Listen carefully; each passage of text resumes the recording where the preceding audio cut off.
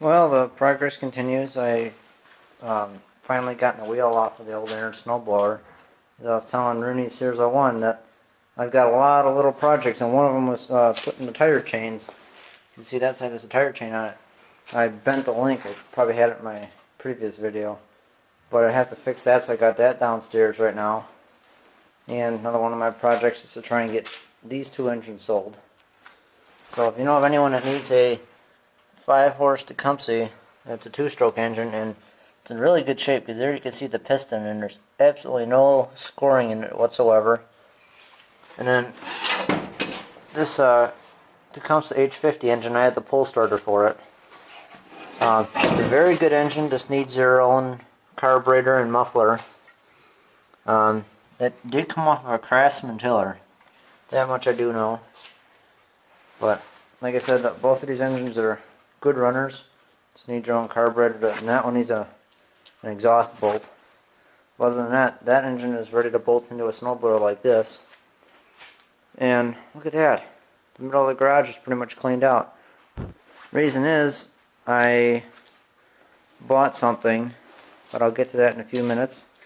That other big Aaron snowblower I had here, that was a fix-it job, and this is our push mower, and it's one of those newer snappers, and it's identical to the older ones from the 90s like I have, but it's actually a lot lighter, and for being a rear-wheel drive mower, it's not very heavy. I mean, granted, it's still heavy being self-propelled, but I'm thinking it's because of the mower decks. They made the mower decks in thinner steel nowadays, so they're cheaper. They're built cheaper, so they rust out faster. But anyways, call it a stroker motor. Maybe some of you will, some of you won't. That's what I'm going to call it. But this is what I picked up yesterday for $60, delivered to my house. It is a 12 horsepower 4-cycle Briggs & Stratton engine, synchro balanced, and it came out of a Montgomery Ward's.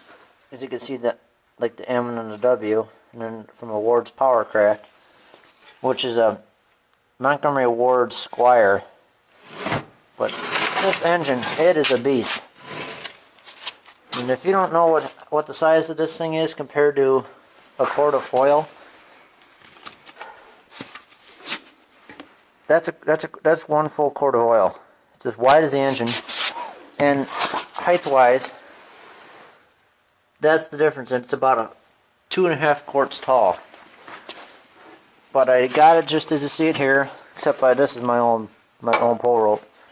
And this is one of my extra starter generator brackets I might modify if I can't get one from an SS14 or 15. Because this engine is going to be the temporary replacement or a permanent replacement for my HH120. And I was amazed when I pulled the dipstick out. Normally when you buy an engine like this that needs some work, you expect it to either be low in oil or black. You can hardly even see it on the dipstick, but you can just see the shine there. It's brand new clean oil. And it's up to the full line too. And this engine does turn over and all that. I still have to find the throttle cable that goes in here, but nothing's frozen up on it. The choke works freely. It does have a fuel shut off on here, right there. But what's really interesting is that this needle here is actually just a T, pretty much, where you just turn it. You don't have to use a screwdriver or anything. But as I was telling you, Andy, the points of condenser are actually underneath that cover right there, and the wires go out from there and underneath the flywheel. But anyways, if I can go and pull this engine over, I mean, there I didn't actually get it on the compression stroke, but this thing is a bear to pull over. I mean, I'm amazed.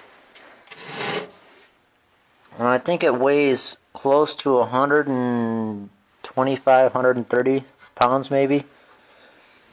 And that I would call conservative, because this engine is a monster. That's why I'm going to call it a stroker motor. But I really have to give it a lot of oomph to pull the rope on it. But anyways, that's what I thought I'd show you guys. Like I said, the only thing I have to find for this is I'm going to have to get some 90s, or unless someone has one of the manifolds from an SS14 or 15. Need to get an air cleaner assembly from an SS14 or 15, or a Simplicity or Montgomery Ward's Gilson, one of those for one of these 10 to 16 horsepower engines. And then I need to get the starter generator bracket, which bolts onto the oil pan, bolts down there, and these two bolts here. But other than that, oh, and also I need to find a 1-inch Sears pulley, or what I'm going to do is I'm going to get one of the Tecumseh pulleys and get a shaft spacer to put on here. But as I was telling you, Andy, the gear not gear reduction.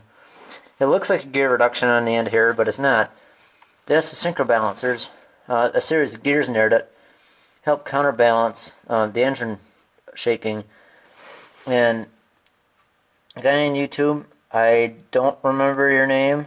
I can't think of it offhand, but I'll put it in the description.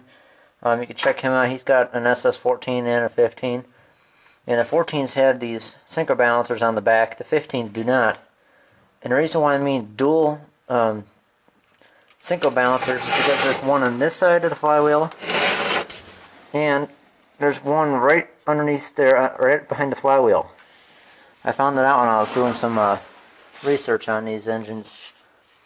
But anyways, that's pretty much that. So sooner or later, the Suburban 12 is going to be coming in here, and the engine's going to be pulled out, and I will be rebuilding the old engine with the help of a few of my friends, since I really don't have the patience to tackle it, since I have a lot of other projects, aka mower deck for the apartment tractor I still have to put on too.